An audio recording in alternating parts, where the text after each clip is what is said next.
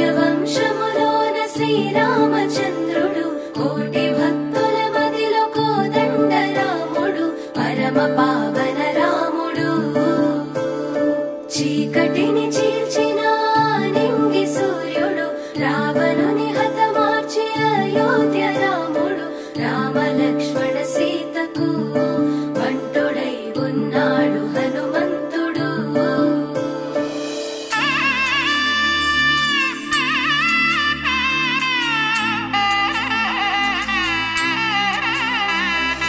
మూడు ముళ్ళ బంధము జరిగెను శుభలగ్నము సీతారాముడు ఒకటయ్యను ఈ దినము